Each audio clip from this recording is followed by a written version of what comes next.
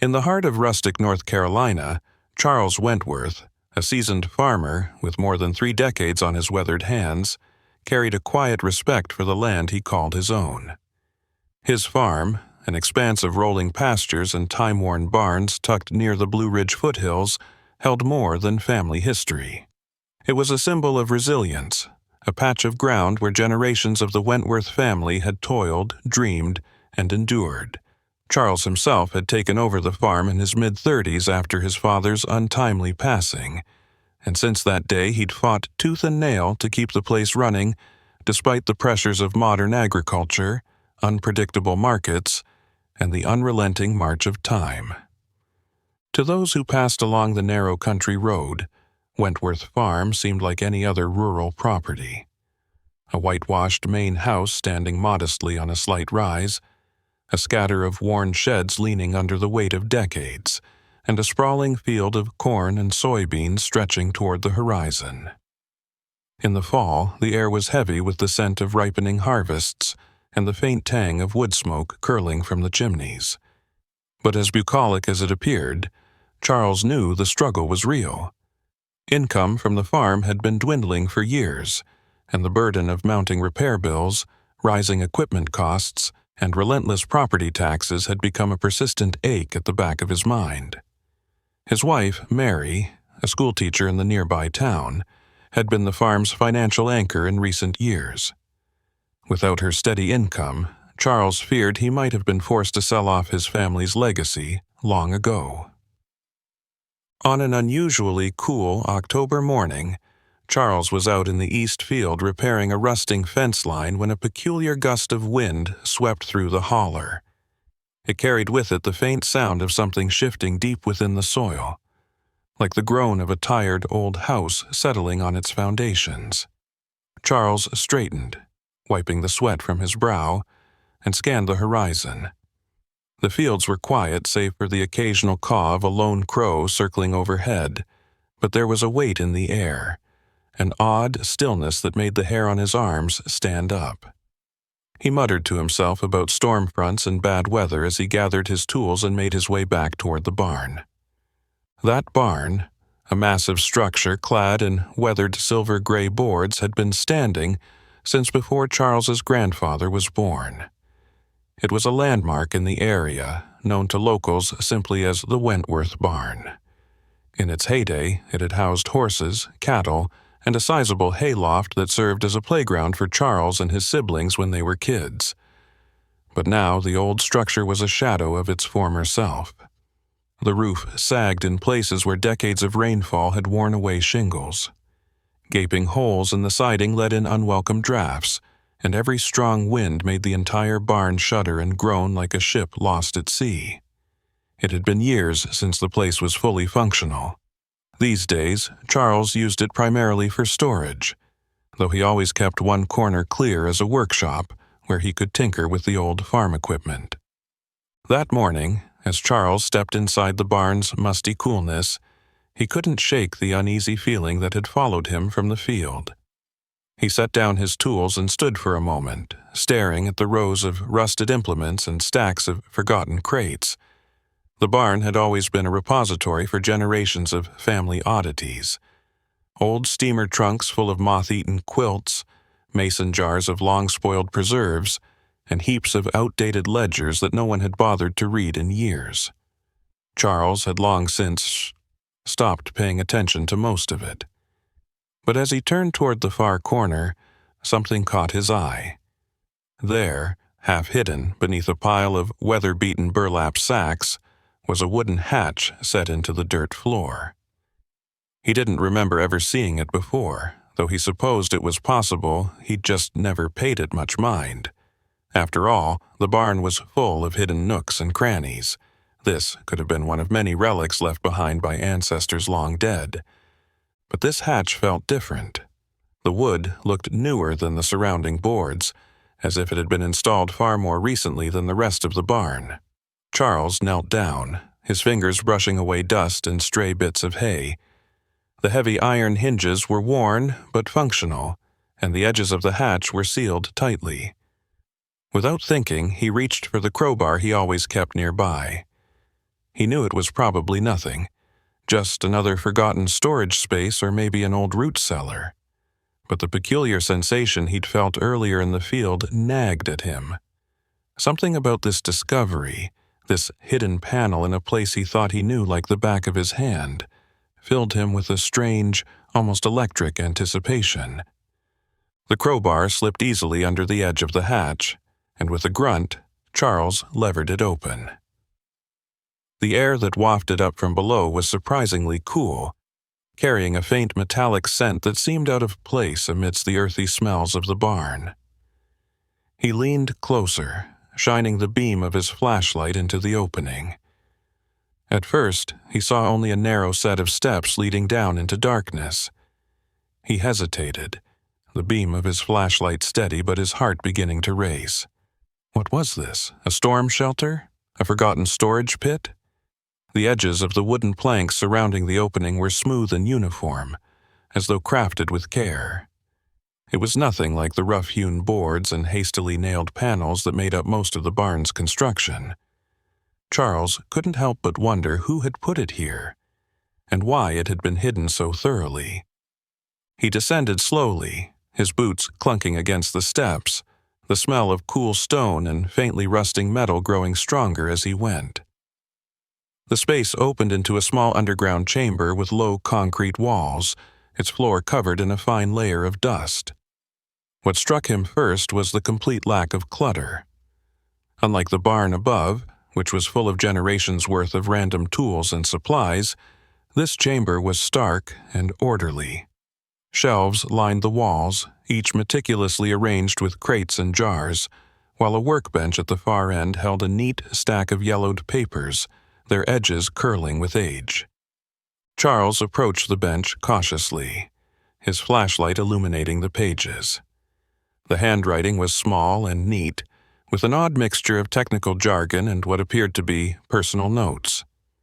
He could make out phrases like quantum variance and localized energy anomalies, words that meant little to him but hinted at something far removed from the everyday toil of farming. On one sheet, a diagram depicted what looked like a device, an intricate assembly of gears and coils, its purpose unclear. On another, a crude map seemed to show a layout of the underground chamber, along with annotations that appeared to mark additional hidden compartments. For a moment, Charles simply stood there, the beam of his flashlight wavering slightly as he tried to process what he was seeing. He felt as though he'd stepped into another world, one that had somehow been tucked away beneath his feet all these years without his knowledge. This was more than an old storage space or a forgotten root cellar. This was something deliberate, something planned. But why here? Why the Wentworth farm, of all places? The questions swirled in his mind as he began carefully examining the contents of the chamber. Each crate seemed to hold items that didn't belong on a farm. Strange instruments with dials and gauges, glass tubes filled with unknown liquids, and stacks of faded photographs that showed people Charles didn't recognize. The people in the photographs, men in lab coats and women seated at desks covered in diagrams, appeared to be working on something serious, something purposeful. The more Charles looked, the more the familiar sense of unease returned. This was no simple family heirloom. This was a mystery that stretched far beyond the boundaries of the farm. And yet, it had been waiting here, hidden in plain sight for decades. Charles closed his eyes for a moment, letting the stillness of the chamber settle over him. He knew the farm had its share of history. His grandparents had lived through the Great Depression here. His father had fought to keep it afloat through the post-war years, and he himself had weathered the storms of modern agriculture. But this was something altogether different. Whatever lay at the heart of this chamber, it wasn't just a piece of family lore. It was a puzzle, a story untold, and Charles couldn't shake the feeling that his life, and perhaps his family's legacy, was about to take a turn he never could have anticipated. Charles emerged from the chamber hours later, his head spinning. The cool evening air of the farm greeted him, but it felt different now. heavier as though he'd crossed some invisible line between the past and the present. He closed the barn doors behind him and stood there in the fading twilight, hands on his hips, staring out at the fields that had always been his refuge, his responsibility, his home. But now they seemed overshadowed by what he'd found below. What was this thing? This room that had no place in a simple farmer's life? He couldn't shake the feeling that, as much as it didn't belong, it was tied to him and his family in some profound way he had yet to understand. The next few days passed in a haze of chores and restless thoughts. Charles went about his work as usual, mending fences, checking the cattle, gathering hay, but his mind was never fully on the tasks at hand. It kept wandering back to the chamber beneath the barn, the stacks of old papers and mysterious equipment that seemed to whisper of something far beyond his understanding. He found himself lying awake at night, staring at the darkened ceiling of his bedroom, replaying the images of those faded photographs and the carefully drawn diagrams. What was that device with the coils and wires? Who were those people, and why had they chosen this place, his family's farm, as their hidden workshop? His wife, Mary, noticed his distraction. "Charles, you've been quiet lately," she said one evening, as they sat on the porch, watching the sun dip below the horizon. She held a steaming mug of tea in her hands, her fingers idly tracing the rim. "Is something wrong?" Charles hesitated, not sure how to explain what he'd found, or if he even should. He scratched his chin, feeling the roughness of his stubble, and tried to find the right words. "I found something in the barn," he finally said, his voice low, almost as if saying it out loud would make it too real. "Something unusual." Mary raised an eyebrow, her curiosity clearly piqued. "What kind of unusual?" He shook his head slowly, leaning forward to rest his elbows on his knees. "I don't even know how to describe it. Some kind of room buried under the barn, like a cellar, but not. There's equipment, old papers, photographs of people I've never seen before, and the way it's built." Mary leaned closer, her expression shifting from curiosity to concern. "What do you mean? You think it belonged to someone before your family bought the place?" "That's just it," Charles said, glancing toward the barn, barely visible in the gathering dusk. "It's not like anything my family would have built.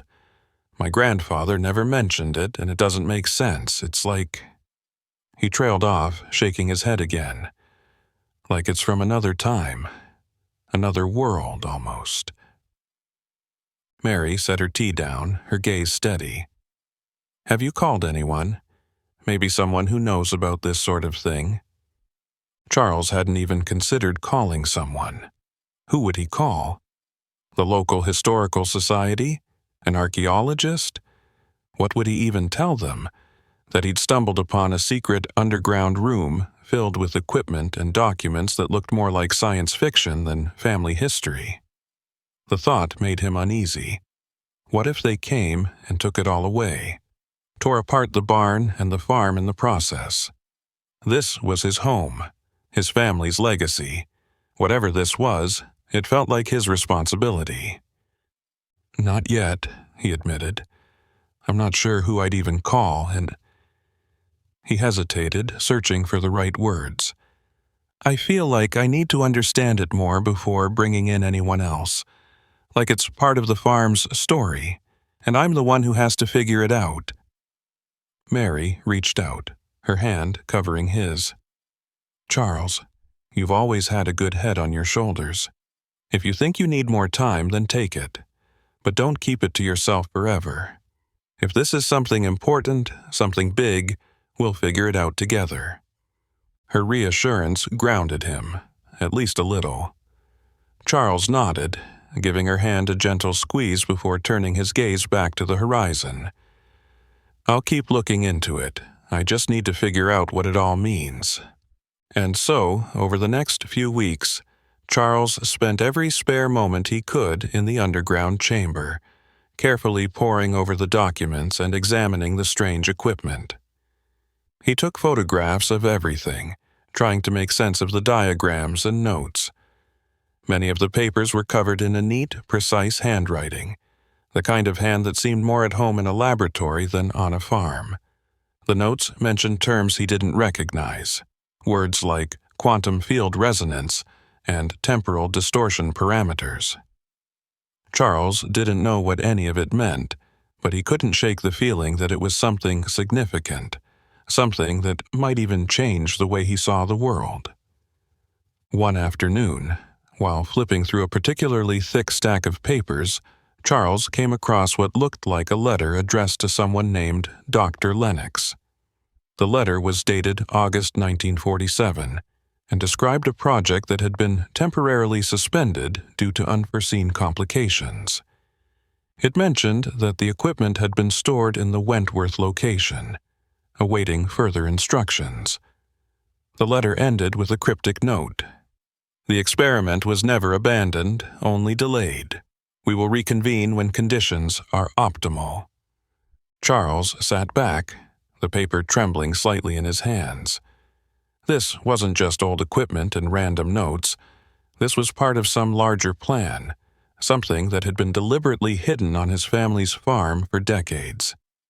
The name Dr. Lennox didn't ring any bells, and he had no idea what experiment the letter was referring to, but the fact that it had been temporarily suspended suggested that someone had intended to return one day. What if that day was coming soon? What if he wasn't the only one who knew about this chamber? That thought chilled him. He began to wonder if someone might show up, unannounced, claiming the contents of the chamber. And if they did, what would he say? This was his land, his property, his family's heritage. Yet, the presence of that letter made him question what rights he truly had to the strange and potentially valuable materials hidden beneath his barn. As the days passed, Charles felt the weight of the discovery pressing on him more heavily. He spent long evenings on the porch with Mary, discussing what to do next. Should he reach out to the local university, see if they had anyone who could help decipher the documents? Should he contact a historian, a scientist, someone who might have heard of this Dr. Lennox or the mysterious project? But each time they discussed it, they came to the same conclusion. Charles needed more information before he could involve anyone else. He turned to the old county records, searching for any mention of previous owners or unusual activity on the property. The Wentworth farm had been in his family for nearly a century, and as far as he could tell, it had always been just that, a family farm. There was no record of secret government projects or scientists using the land as a hidden laboratory. If any of that had happened, it had been done quietly, with no official trace. One evening, as Charles thumbed through an old family Bible kept in the living room, he found something that gave him pause. Tucked between the pages was a faded photograph he'd never seen before. It showed a group of people standing in front of what looked like the very barn on his property, though it appeared much newer in the photo. The group was small, 3 men in suits and a woman in a neatly tailored dress. They didn't look like farmers. Their expressions were serious, almost somber, and there was something in the way they stood that made Charles think of a team, a unit. He turned the photo over, but there was no writing, no date, nothing to identify who they were. Still, the discovery of the photograph felt like a piece of the puzzle falling into place. Someone, years, perhaps decades ago, had come to this farm with a purpose, and they had left behind more than just their equipment. They'd left a legacy, a story that had been hidden for reasons Charles could only begin to guess. But as he stared at the faces in that photograph, he felt more determined than ever to find out the truth. The mornings were beginning to carry a sharper chill now, the kind that bit at Charles's fingers as he worked through his daily chores. Yet, even with the changing season, he felt more drawn to the hidden chamber than ever. Every time he finished a task above ground, his thoughts inevitably drifted back to the mystery below the barn. There was something about the neatly organized shelves, the cryptic diagrams, and that enigmatic letter addressed to Dr. Lennox that wouldn't let him go. It was as if the place were calling to him, challenging him to solve its riddles. On a gray November afternoon, Charles decided he needed a second set of eyes. While he'd been hesitant to bring in anyone official, historians or scientists who might raise alarms, there was one person he trusted completely: his childhood friend, William "Billy" Carter. Billy wasn't a farmer. He'd gone off to the city years ago and made a career for himself as a surveyor and part-time historian. His work often brought him to old properties, mapping out boundaries or documenting structures for preservation. If anyone would understand how to approach the strange find under the barn, it was Billy. After a quick call, Billy agreed to come out the following weekend. "I'll bring my gear," he'd said, his voice tinged with excitement. "Haven't had a chance to dig into anything really interesting in ages. You say it's a room under the barn? Sounds like a storm shelter or a root cellar. But you said it's got equipment?" "It's more than that," Charles replied. "You'll see when you get here." When Billy arrived on Saturday morning, he brought more than just his surveyor's tools. He'd packed a couple of old maps he thought might shed light on the farm's early days, along with the digital scanner he often used to create detailed records of historical sites. Charles met him at the barn's entrance, his face serious. "Don't say I didn't warn you," Charles muttered, pushing open the heavy doors and leading Billy inside. At first, Billy didn't seem too impressed. He walked through the dusty barn, commenting on its age and the craftsmanship of the original beams. "This place could be a gold mine for a preservation grant," he said, running his hand along the rough-hewn wood.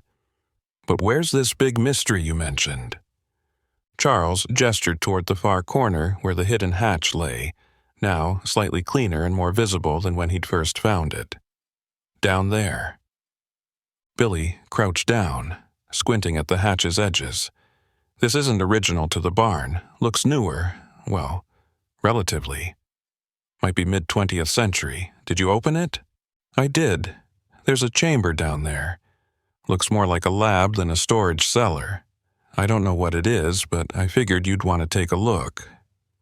Billy raised an eyebrow and grinned. "A secret lab under your barn? Charles, you've been holding out on me." As the two descended into the chamber, Billy's joking demeanor shifted. He began to study the room with a professional eye, scanning the walls with a flashlight, examining the shelves, and running his scanner over the documents on the workbench. The more he looked, the quieter he became. Charles stood back, watching his friend work, feeling a strange mix of relief and apprehension. He'd been eager for someone else to confirm what he'd found, but seeing Billy so focused only drove home how unusual the discovery was. "Okay," Billy said, after nearly an hour of careful study. "This isn't a simple root cellar. These shelves weren't put together by some farmer in his spare time. And these notes," he held up a few pages, frowning, "these are not your everyday agricultural records. This is advanced stuff, scientific terminology, diagrams that look like something out of a physics textbook. What did you say the date on that letter was?" 1947, Charles replied, "but some of the equipment looks even older." Billy nodded, rubbing his chin. "That fits with some of the post-war tech boom, but this is rural farmland. Why would someone build a lab out here? It doesn't make any sense." "That's what I've been trying to figure out," Charles said, his voice tinged with frustration. "There's no record of anything unusual happening on this farm. No big projects, no strange visitors, nothing. Just this." Billy paced the length of the chamber, his scanner whirring softly. "There's more here than meets the eye. The concrete in these walls, this isn't your average mix. It's reinforced, probably designed to withstand some serious pressure. And this equipment, He gestured toward a row of what looked like old control panels, their dials and switches coated in a fine layer of dust. This isn't farming equipment. It's industrial, maybe even military grade. Military? Charles felt a knot tighten in his chest. What do you mean? Billy shrugged. It's just a guess. Could be government surplus, could be something else. But it's definitely not something you'd expect to find under a barn in the middle of nowhere. I think this was deliberately hidden here. The words hung in the air. Deliberately hidden. Charles thought about that cryptic letter, the name Dr. Lennox, the suggestion that the experiment had been temporarily suspended. He looked at Billy, hoping his friend might have some answers. What should I do? Should I tell someone? Call the authorities? Billy considered the question, his brow furrowed. It depends. If this is something sensitive, something the government abandoned decades ago, you might get a lot of unwanted attention if you go public. But if it's just some forgotten research project, it could be worth bringing in experts who can figure out what this all means. I'd start by learning as much as you can on your own. Don't go running to the county office just yet. Why not? Charles asked. What's the harm in asking for help? Because, Billy said, his tone cautious, once you involve official channels, you lose control of the situation. They could come in, take over, and you might never find out the whole story. Whatever this is, it's been hidden here for a reason. If I were you, I'd keep it quiet for now. The two men emerged from the chamber later that afternoon, squinting against the autumn sunlight. Billy packed up his scanner and notes, promising to dig through his archives to see if he could find any reference to Dr. Lennox or similar projects. Charles thanked him, his mind racing with possibilities. Over the following weeks, Charles continued his careful exploration of the chamber. Billy occasionally called with updates, old newspaper articles that mentioned a Project Lennox at a research facility hundreds of miles away, declassified documents that hinted at Cold War-era experiments in remote locations. None of it was definitive, but every scrap of information added to the puzzle. As winter settled in, Charles found himself retreating more and more to the underground room. The barn above offered little solace against the biting cold, but below ground, the chamber remained dry and surprisingly temperate. It became his sanctuary, a place where he could focus on uncovering the story behind the strange equipment, the notes, and the forgotten faces in those photographs. One evening, as he carefully flipped through another stack of old papers, he noticed something he'd missed before, a hand-drawn map tucked inside a manila envelope. The map appeared to show the farm and surrounding area, but with an overlay of strange lines and symbols. At first glance, it looked like a topographical survey, but the markings didn't correspond to any features Charles recognized. A series of concentric circles was drawn around the barn, with arrows pointing outward toward the fields and beyond. Scribbled next to the circles were notations like R-field anomaly and temporal flux radius. Charles stared at the map, his brow furrowing. He had no idea what the notations meant, but the circles seemed to suggest that whatever had been happening in the chamber extended beyond its walls. Could the farm itself be part of the experiment? Had his family been living on a test site without even knowing it? The thought was unsettling, but also thrilling. This map felt like a key, perhaps not to understanding the entire mystery, but at least to uncovering more of its scope. Charles carefully folded the map and tucked it into his notebook. He didn't yet know what it all meant, but he was determined to find out. Each day brought new questions and no easy answers. But Charles wasn't giving up. He couldn't. There was too much at stake: his family's legacy, his own sense of identity, and the possibility that the quiet hills and fields of his farm held secrets that could change everything. Tasks. The winter wore on, blanketing the fields in frost and lending the air a sharpness that bit at Charles's skin whenever he ventured outside. Even with the daily demands of farm life, keeping the livestock fed, ensuring the pipes didn't freeze, his mind remained preoccupied with the discoveries beneath the barn. The underground chamber had become both a burden and a fascination, a puzzle he couldn't set aside.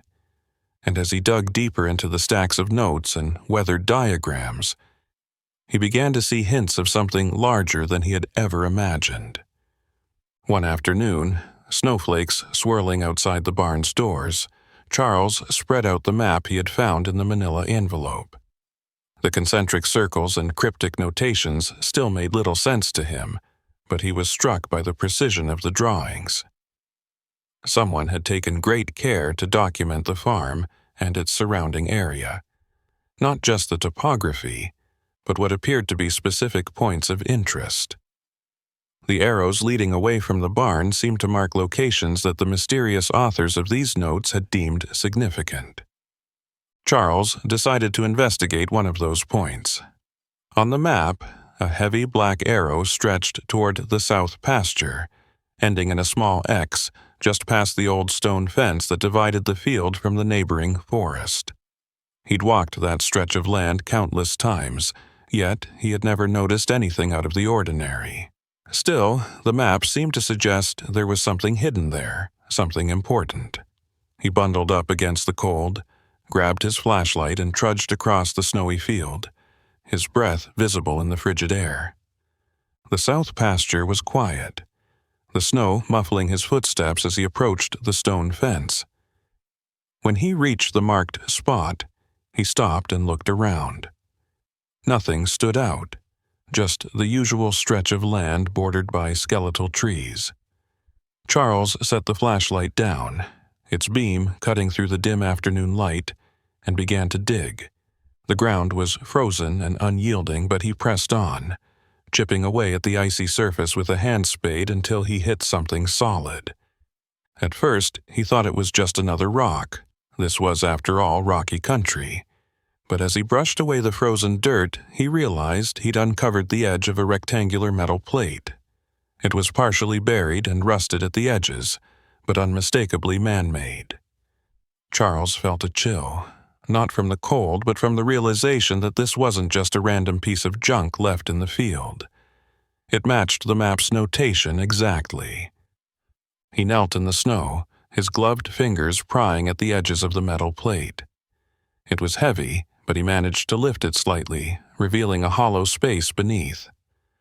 A rush of cold air wafted up, carrying with it the faint smell of damp earth and something else, a metallic tang, almost like the scent he'd noticed in the underground chamber.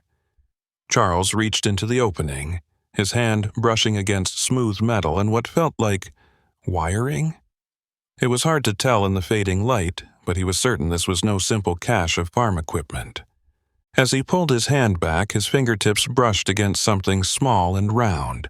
He grabbed it, and when he held it up to the flashlight, he saw it was a metal disc about the size of a silver dollar. Intricate etchings covered its surface, patterns that looked almost like circuit boards, but with a strange, almost organic quality to them. It didn't resemble any tool or part he'd ever seen, yet it was unmistakably crafted with purpose. The longer he looked at it, the more the etchings seemed to shift in the light, as if they were more than just decorative. Charles stood up, brushing the dirt from his knees, and stared at the open hole. He could make out more objects beneath the plate, other discs, lengths of wire, and what looked like a small boxy device with a faint, unearthly glow at its edges.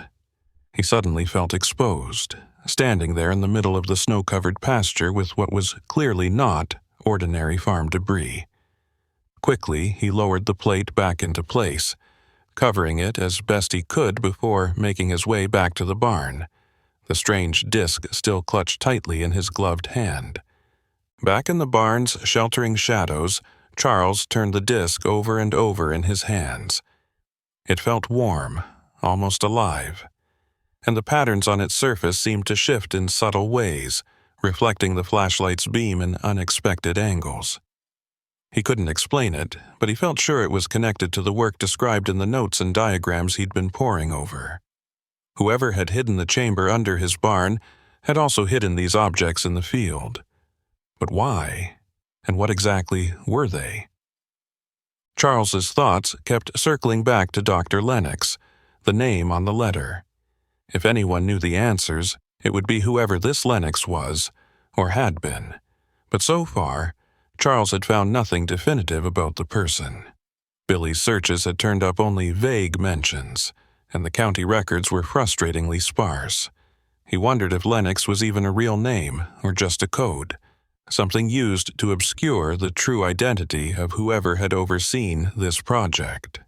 Still, the name haunted him. It felt more like a shadow than a clue, always present but just out of reach.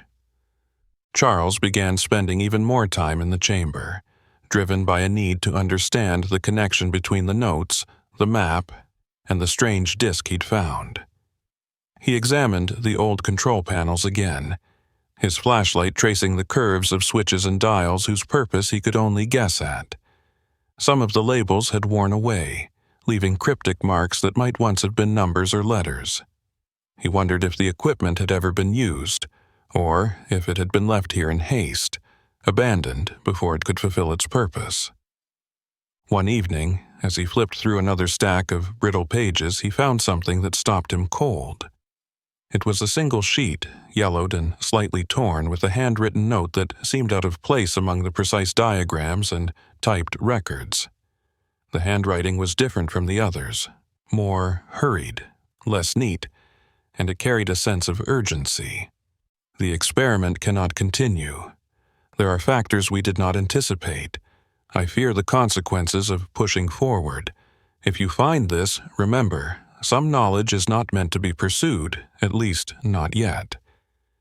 Charles read the note twice, then a third time. It felt personal, almost like a confession. The author seemed to have second thoughts about whatever had been happening here. For the first time, Charles wondered if this wasn't just a scientific project, but something more ethically complex. The words, "not meant to be pursued," lingered in his mind, casting a new light on the entire discovery. What had they been working on, and why had they stopped? The disk, the buried equipment, the notes, all of it felt like pieces of a larger story that was equal parts thrilling and ominous. As much as he wanted answers, Charles couldn't shake the feeling that he was stepping into something far bigger than himself, something that might have been better left undisturbed. But it was too late to turn back. The chamber, the map, the disk, each new discovery pulled him deeper into the mystery. For better or worse, he was committed to uncovering the truth, even if it meant grappling with questions that had no easy answers. Tasks. The long Vermont winter finally broke with the arrival of spring, and with it came a sense of renewal on the farm. Snow melted into rich, dark soil, and the apple trees began their hesitant bloom, dots of white and pink against the blue-gray sky. Charles Wentworth, though burdened by a discovery that had consumed months of his life, couldn't ignore the familiar rhythm of planting season. His mornings were once again filled with the smells of wet earth, diesel fuel, and the faint, sweet perfume of budding flowers. Yet, even as he walked the fields, his thoughts kept returning to the underground chamber, the strange disk, and the letter from Dr. Lennox. Charles had spent much of the winter continuing his quiet investigations, cautiously piecing together fragments of the hidden project. The disk remained in his possession, carefully stored in a padded toolbox. Each time he pulled it out, he was struck again by its strange, shifting patterns, as if it were more than just a physical object, as though it carried a memory of something vast and unknowable. He still hadn't dared to show it to anyone, not even Billy. The thought of outsiders swooping in, taking everything away before he could fully understand it, kept him silent. One morning, as he walked the farm's perimeter to check the fences, Charles noticed a vehicle coming up the dirt road. It wasn't a local car. He would have recognized that old Chevy truck or the familiar red Jeep from town. This was something different. A dark sedan, sleek and out of place among the weathered barns and open fields. Charles's pulse quickened. He hadn't told anyone about the chamber. He hadn't called in experts or reporters. So who would be coming all this way, to this out-of-the-way farm, unless they knew something he didn't? The sedan stopped at the end of his driveway and outstepped a man in a dark suit. His bearing was formal, his face serious but not unfriendly. He carried a briefcase, and as he approached the farmhouse, he waved in greeting. Charles, still standing near the fence line, debated whether to call out or stay put. But something about the man's demeanor, confident yet not threatening, made him decide to walk over. "Good morning," the man said, his voice calm. "Are you Mr. Charles Wentworth?" "I am," Charles replied, his voice cautious. "What can I do for you?" The man adjusted his tie, then opened his briefcase, pulling out a single, sealed envelope. "I'm here on behalf of the Lennox Foundation," he said, handing the envelope over. "It's important that you read this." Charles stared at the envelope, his name typed neatly on the front. "The Lennox Foundation?" he repeated. "What's that?" "It's better explained in the letter," the man said. "But to put it simply, it's an organization tasked with preserving the work of Dr. Henry Lennox. You're in possession of one of his experimental sites. Our interest is ensuring that what's been discovered here is handled with care." Charles frowned, his mind racing. "How do you know about it? I didn't tell anyone." "The Foundation has been monitoring this site," the man replied, his tone measured. Dr. Lennox left detailed records of where his projects were located, along with instructions for what to do should they be uncovered. "Mr. Wentworth, you're not in trouble. Quite the opposite, actually. The Foundation is here to offer support." Charles still didn't open the envelope. "Support?" he asked. "What kind of support?" "Funding, expertise, resources," the man said. "Our goal is to ensure that the knowledge preserved here is studied responsibly, without falling into the wrong hands. You're the caretaker of a significant piece of history and innovation.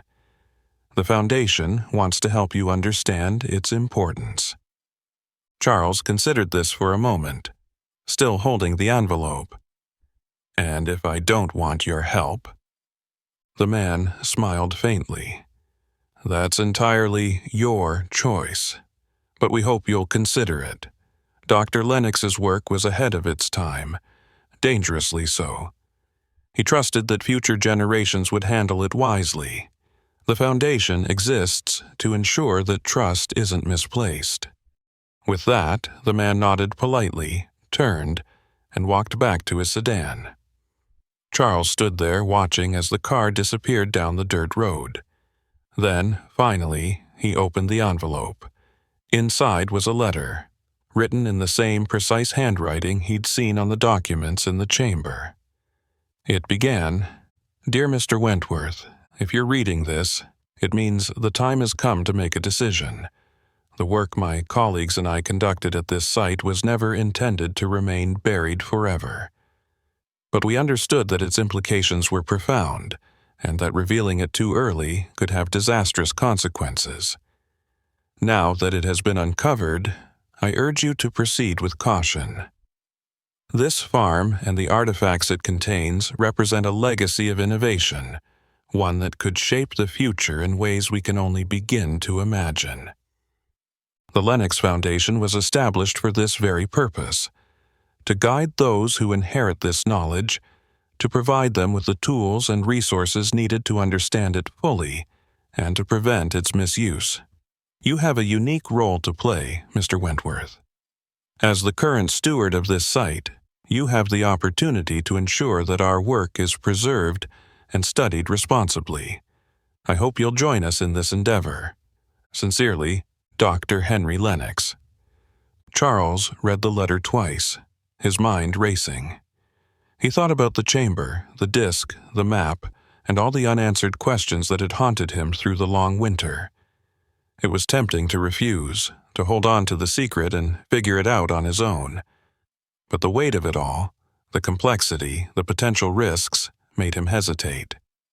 He knew that whatever this was, it wasn't just a family mystery anymore. It was something bigger, something that might need more than one man's determination to unravel. In the days that followed, Charles found himself at a crossroads. He continued his daily routines on the farm, planting seeds, repairing equipment, and tending to the livestock. But the letter remained on his kitchen table, a constant reminder of the decision he had to make. Mary noticed his lingering unease, and one evening she gently asked him what was weighing on his mind. "They want me to work with them," Charles admitted, showing her the letter. "The Lennox Foundation. They say they can help me understand everything." Mary read the letter carefully, then set it down. "What do you think?" she asked. "I think," Charles hesitated. "I think they might be the only ones who can make sense of it. But if I let them in, if I agree to this, I lose control. I'm not sure I'm ready for that." Mary placed her hand on his, her expression steady. "Charles, you've always done what's best for this family and this farm. You don't have to decide right now, but remember, you don't have to carry this burden alone." In the end, it was that thought that tipped the scales. Charles contacted the Lennox Foundation, agreeing to a preliminary meeting. He didn't promise to turn everything over, but he allowed their representatives to visit, to see the chamber, and begin explaining the purpose of the strange equipment and cryptic documents. To his relief, the Foundation's approach was measured and respectful. They treated the site as something precious, not as something to be exploited. Gradually, Charles began to see that working with them didn't mean losing control. It meant sharing a responsibility that was too large for any one person to bear. Months later, as summer arrived and the apple trees bore their first ripe fruit, the farm had begun to change in subtle ways. A small research outpost was set up on one edge of the property, its presence discreet and unobtrusive. Scientists came and went, studying the artifacts, carefully documenting everything, and ensuring that the discoveries were understood before being shared with the world. The farm itself remained as it had always been, a working piece of land, the heart of the Wentworth family's life. But now it carried a new significance. Charles often walked to the edge of the south pasture in the evenings, staring out at the horizon. He'd think about his grandfather and father, how they'd worked these fields without ever knowing what lay beneath. He'd think about the trust placed in him, by Dr. Lennox, by the generations before him, and by those who would come after. And while the questions still lingered, he felt a sense of peace. The secrets of the chamber were no longer just a mystery. They were a legacy, a story that was finally, carefully, beginning to unfold.